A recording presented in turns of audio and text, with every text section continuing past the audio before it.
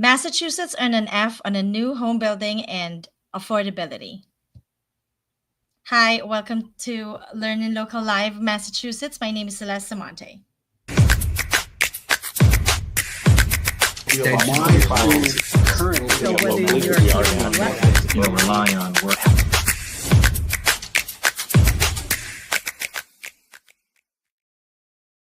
Hi everyone, welcome here. My name is Celeste, and I wanted to thank you for coming in here and tuning into us. We're LEARNin Local Live in Massachusetts.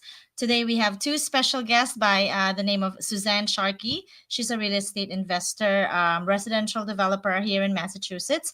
And we have Mr. Art Catapang, and he is in Legacy Capital. He is an investor as well, and in the building department as well. So can't wait.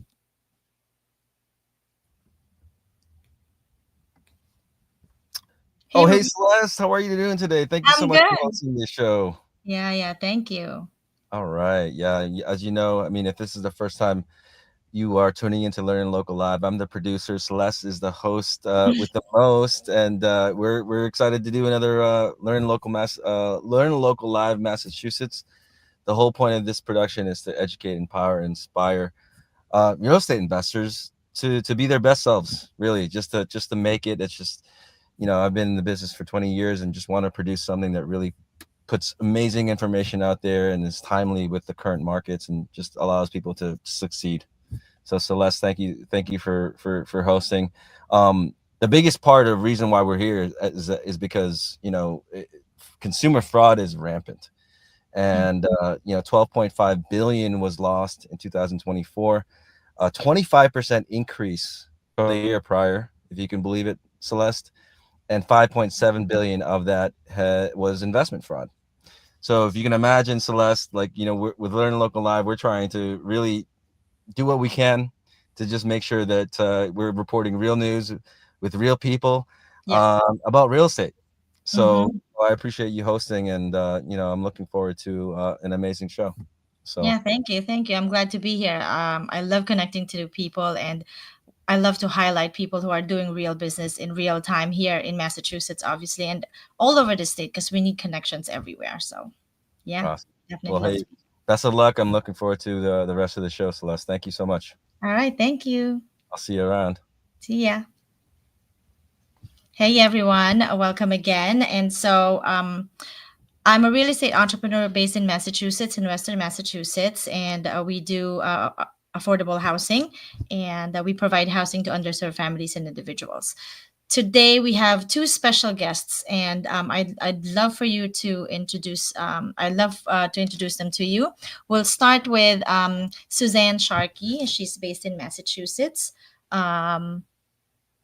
And Mr. Art Catapang, she's co-owner of Legacy Capital Group. We'll hear about their journey, and we have this article that we read, and we would love to share our thoughts with you since coming in from real estate. So, hi Art, you want to welcome to the show? Sure. Hi Celeste, how are you? I'm good. How are you? I'm doing very well, thanks. Great. Yeah. So, introduce yourself to our audience who's just tuning in. Well, my name is Art Catapang. You know, I've been in real estate for quite a while now. I actually come up through the corporate underwriting world of insurance, commercial insurance, but the last 10, 15 years, I'm involved with real estate capital investing. You know, I'm also part of the Asian Realtor Association of America. I'm the chair of their commercial committee. And very similar to what you say, Celeste, I'm all about affordability, sustainability, and providing, you know, I guess more inventory that exists in Massachusetts than it is today, and actually trying to find ways to make it more affordable. Yeah, that's great. And yeah, I'd love to talk to you more about what you do and how, you know, how we can tackle this affordability. And in Massachusetts, especially, we're not building enough houses here, and a lot of people are flocking into our town. So yeah, I definitely wanted to learn about that. So here we are. We have Suzanne Sharkey. Hey, Suzanne, how are you? I'm good. How are you? I'm doing great. So tell us about yourself to anyone who's just tuning in. We'd love to know more about you. Yeah. So I'm half Korean. I am based out of Rhode Island. I actually live for the last 2 years in Merrimack, Massachusetts, which is right on the border of Massachusetts and New Hampshire. I've been doing residential flipping in the North Shore. It's a little bit more high end, but I like to call myself affordable luxury because I'm very much a shopper. I come from supply chain management. I work in nonprofit, and so I know what it takes money-wise to be able to produce a big result, whether that's an event or a property for somebody to live in. So I've been operating out here probably since 2021 when I left Tesla. I consider myself fourth generation real estate. So great grandpa was a landlord, grandma was a broker. My aunts that are both Korean were agents. And then I consider myself doing the wonky, strange real estate stuff that I enjoy so much because it's different than what everybody else has been doing. But yeah, I operate here in Massachusetts. I love it. I love Rhode Island, especially in the summertime. And I'm excited to be here with you guys talking about things that matter, like affordability, especially in regards to housing, because housing is so important. It's the place that you launch yourself from daily. So if you don't have a good home base, then how can you go off into the world doing great things if you don't have a solid foundation to launch yourself from? Definitely, definitely. So let's go to our first segment.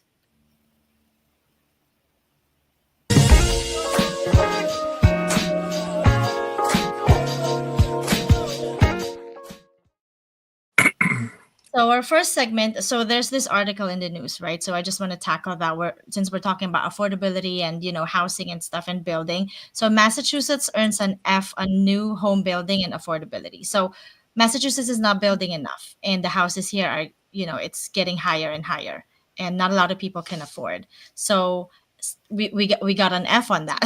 So with regard, so I'm a so with my business, we do transitional housing, co-living. It's just coming into the Massachusetts area because in the Arizona and in the warmer areas of the country, they do co-living where it's top of the house and then they put a lot of people in it. So in Massachusetts are very strict when it comes to that. We still follow the four unrelated individuals per household.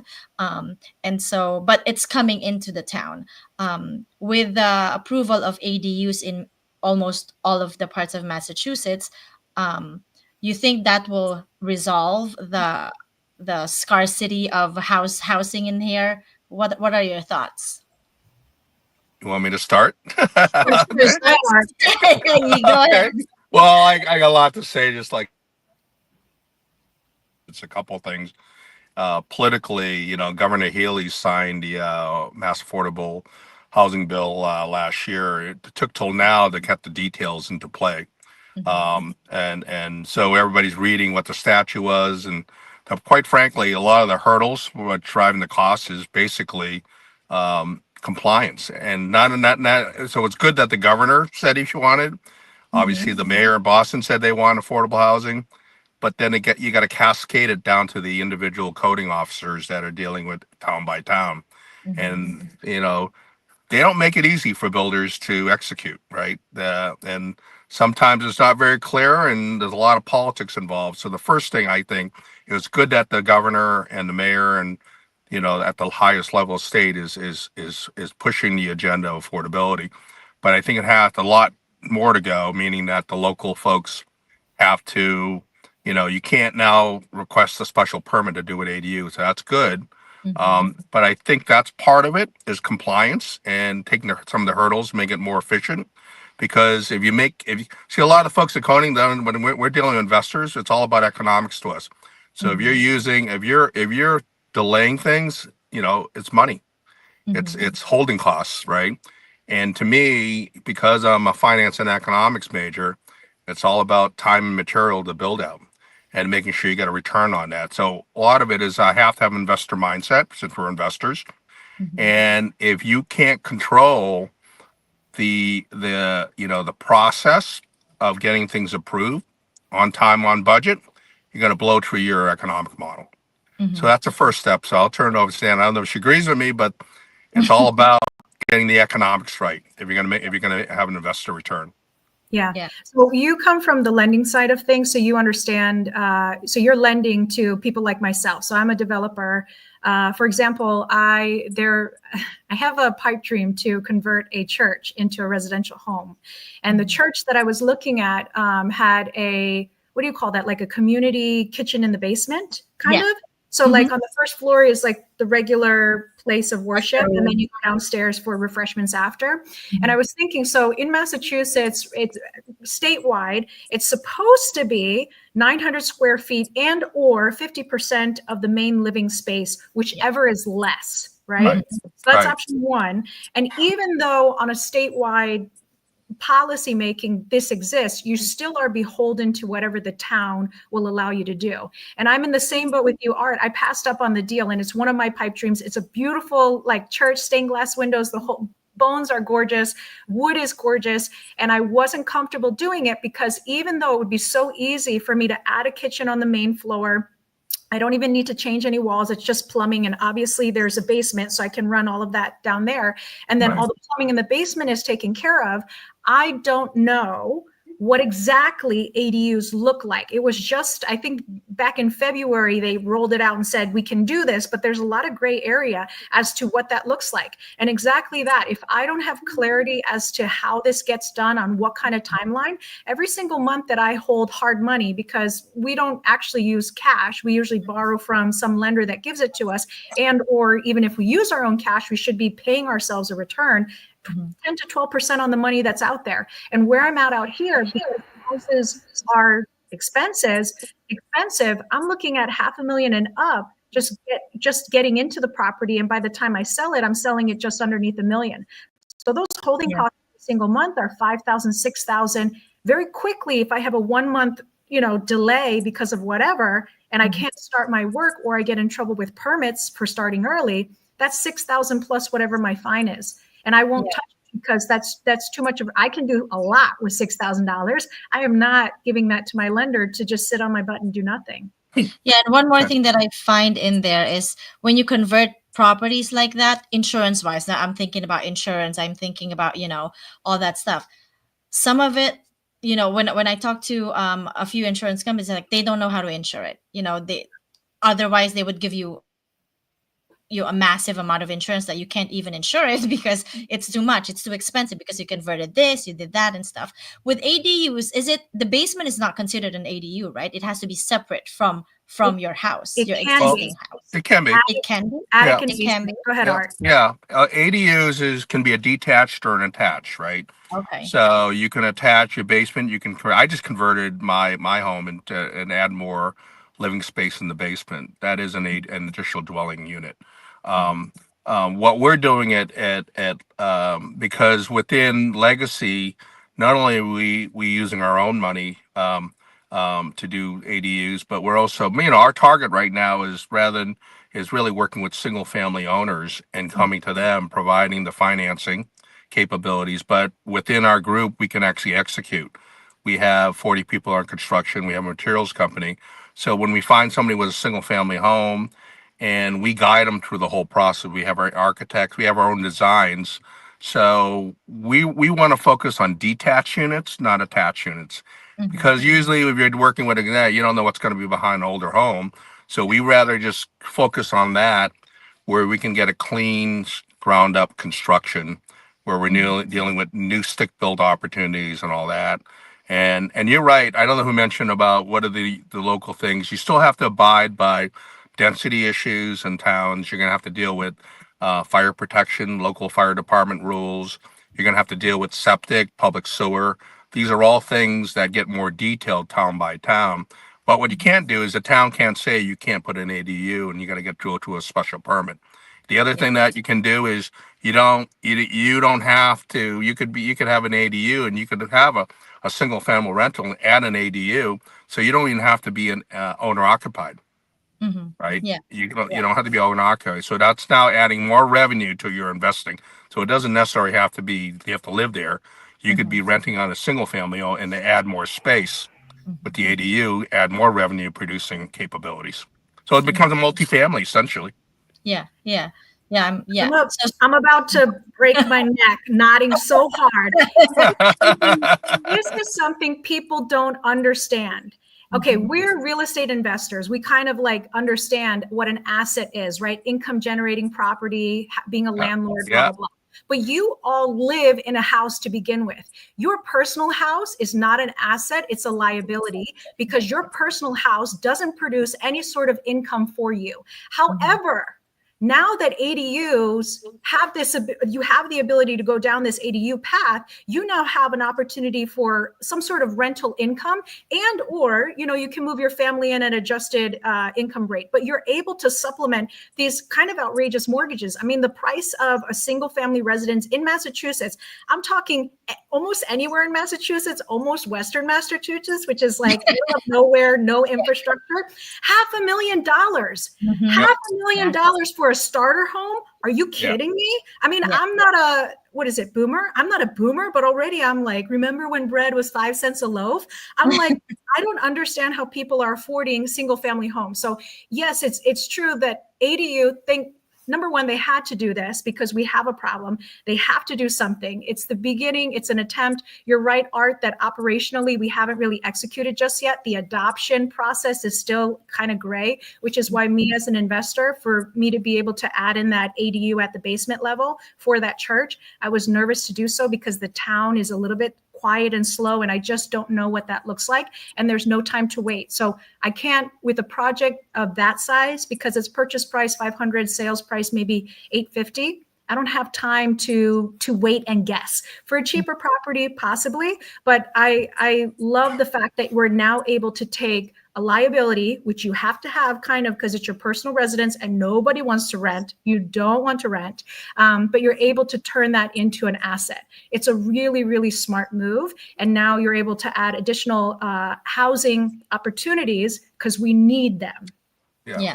So I do have I think all of us have, I do have a buyers list, and we educate those buyers with regards to how to maximize their ownership of a property, whether converting, adding an ADU, and, you know, putting a rental in there. So someone is supplementing once they buy a property. So that's one thing that I think educating your buyers, your friends, your family members, that when they buy a house, don't think really, I mean, some people haven't really owned a house, so I can take that away, that when they buy a house, then it's, you know, then it's their dream home. But you got to put in kind of like put in the investor kind of mind to it, that you can make your house work for you in a way. So that's one thing that I really wanna come across. So Well, I think you hit around that because going back to, we've actually, even though we've been working on designs, because part of doing the ADU is we just don't want to create a shed living space here.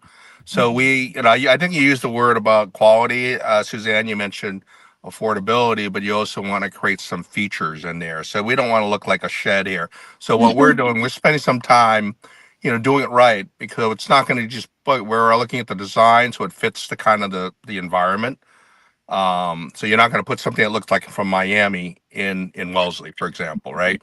So, but what we like to try to do is, we need to understand that we want to create the box, so to speak, but you want to create the features, because there are different people. Like, for example, I grew up in Needham, and then I went to Westboro. Then I wanted to downsize, but I didn't want to leave the community.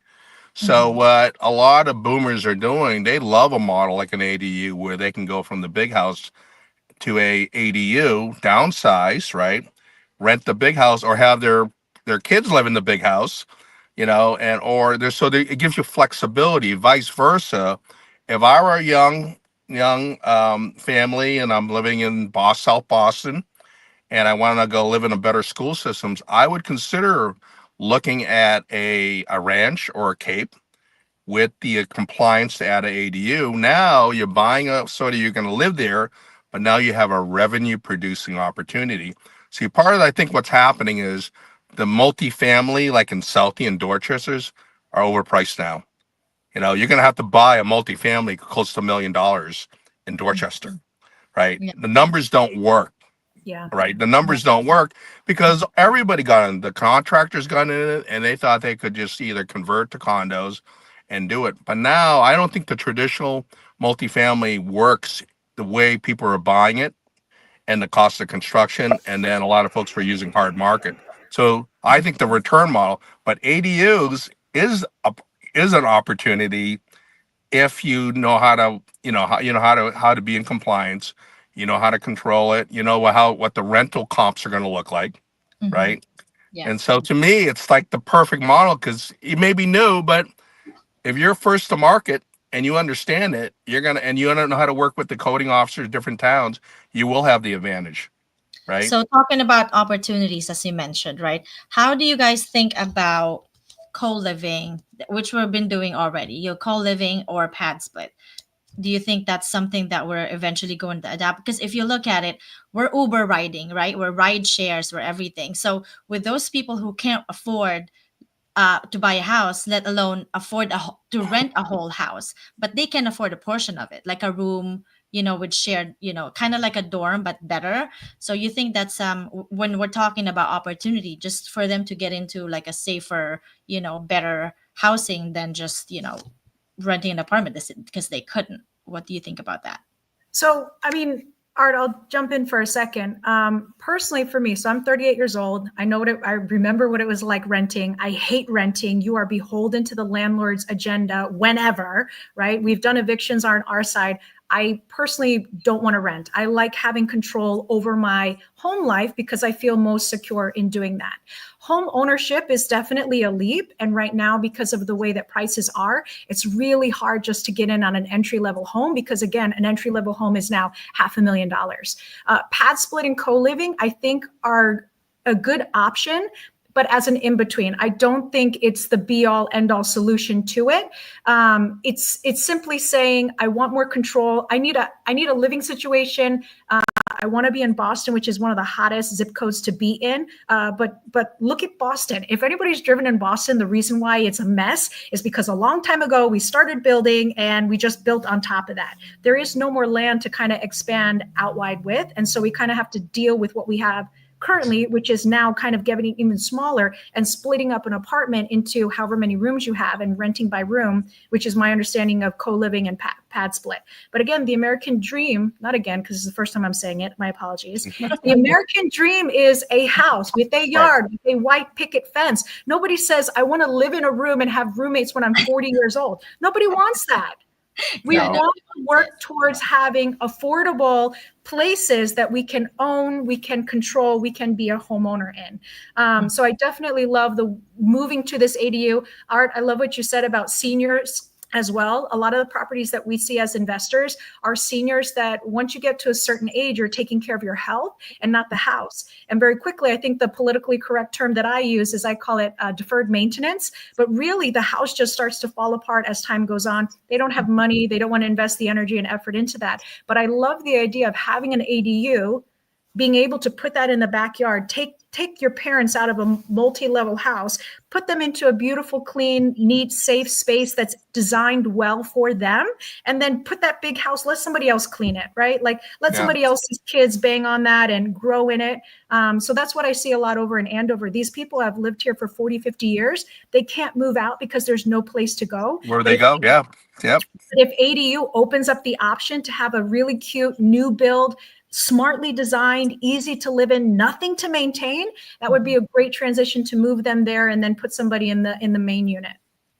No, right. Absolutely. I think that's the way to go. And, I think it goes back to, how did multifamily start, right? Think about it. We're immigrants coming here. They all, I'm Asian background. So, we all live your community. Your parents would live one floor, your grandparents would live and the kids would eventually move into the third floor, whatever it may be, right? To me, that's the American dream, right? Your biggest investment is your home. Right. And I'm just I just like the idea of now having a home you can live in, but you also have a revenue producing opportunity with the same home. And I think a lot of people are going to understand that, especially if you have a detached ADU. It's not like you got somebody above you like a multifamily. You now got somebody that's actually have your own space. And if I'm going to pay $3,000 for a 2-bedroom, I'd rather be, have my own separate, door entrance where I don't have to worry about somebody above or below me. So I think it's a major, especially what we should also consider that probably the majority of future buyers of homes are actually going to be working women and potentially single parent women. I think they're going to, if you look at the stats, those are going to be the future home buyers. So this gives them They more are. flexibility, right? Yeah, they already are. In Andover, I have these women buying 750, 850 houses, and they're single. And I'm like, damn, good for you. Good for Yeah, you to take that housing. right. So Exactly. yeah, I think one of the things that we also have to remember is that I'm working at an architect. We need more input about what women want, not how the men architects look at it. So like storage, for example, right? So when you do build smaller homes or smaller units, we need that impact, that understanding that storage is important, a pantry is important, closets are important. So we're working on ADUs. Do not decks that go around the ADU is not part of the living space. Attic is not part of it, right? So you can actually make that ADU, more storage and multifunctional rather than just looking at the living space. A lot can be done with ADUs. Yeah. So since we're talking about this, I'm pretty sure there's a lot of people there that would love to connect with us and see, build or whatever, buy property. So let's do LEARNin Local network. So we got to do that.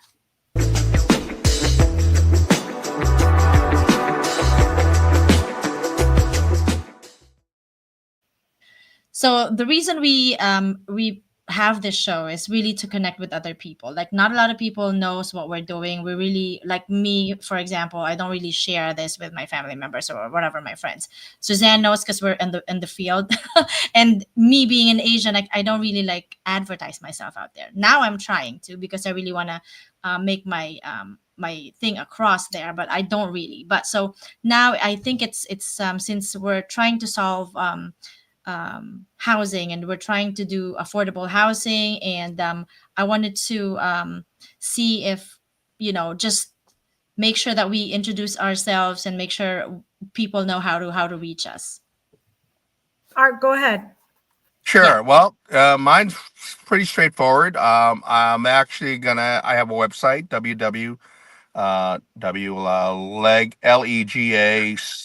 legac.com. Group.com. And then we also have a brand that you'll be seeing. Our brand for 80 units will be Dwella. And I'll have that, you'll see that website live at some point. We're building obviously the collateral information in order to execute this thing, so that we're well prepared when we start promoting it. So that's how to reach me. So the people who wants to connect with you either wants to put up an ADU, and you'll guide them through how that process is. Okay. Everything from start to finish. From start to finish. Okay, I might be contacting you on that because I have a few properties that I need ADU. No. And you're gonna take care of licensing and everything. Well, it's funny you say that, because all the people that are calling me are not necessarily single family. It's actually the investors of single family. They're renting out, and now they want to add more because they understand the economics to it, right? Yeah. So those are I have like one guy with 5 single families that now wants to put an ADU on every one. So we're going through the compliance discussion now. Can you actually put one in every one of your single family rentals, right? Yeah. So my property actually sits in 2 acres, right? And I have an acre shy of 0.2 to be an acre, and they said I can't build on it. So trying to buy our neighbors part of the 0.2 from our neighbors, but that's another discussion. They don't want to really sell. But I was like, come on, it's just 0.2 shy of being an acre. In all honesty, since we're at the beginning of the whole ADU adoption and rollout, I would almost tell you to push for and pioneer it. Because once things are established, there's not much you can argue with. But there's nothing to argue about because there's nothing that's ever been here before. So you can set the standard of what's possible. You can push back on them and say, listen, I understand the mechanics of why you said this, but this is not a good fit. We need this housing here. I'm not asking for rainbows, sunshines, and hippos. Give me what I think is reasonable. Come take a look at my reasonable proposal and say yes. Yeah, so and I'm actually telling them it's going to be affordable. Like I'm like really telling them it's just going to be affordable housing for seniors or veterans, and that's what I want to advocate. But My thing is, once you get to a certain level, like we do real estate investing, but you get to a certain level where you need to start influencing behaviors, which is the adoption, which is the like legal aspects of it, which is how we motivate the government to encourage more of this kind of behavior. Anyway, my name is Suzanne Sharkey. If you want to find me, I'm on Instagram. So SUZANNE K. I always say K for Korean. I am half. Last name Sharkey, SHARKEY. I run a real estate group. I am an investor myself. I never thought I would ever be doing what I'm doing now. And I'm not joking. If I can do it, you can absolutely do it. I have resources that I share because I like to be generous and I like meeting generous people. So please come find me on Instagram. Say hello. I'm located in Merrimack, Massachusetts, and I travel back and forth between Eastern Mass and Rhode Island for my investments. All right, perfect. Well, thank you so much. I wish we could go like two more hours, but this has been great. Thank you very much for gracing the show, and I'll definitely have you guys come back and we'll talk about something else. But yeah, thank you for tuning in, Learning Local Live in Massachusetts, and we'll see you next week.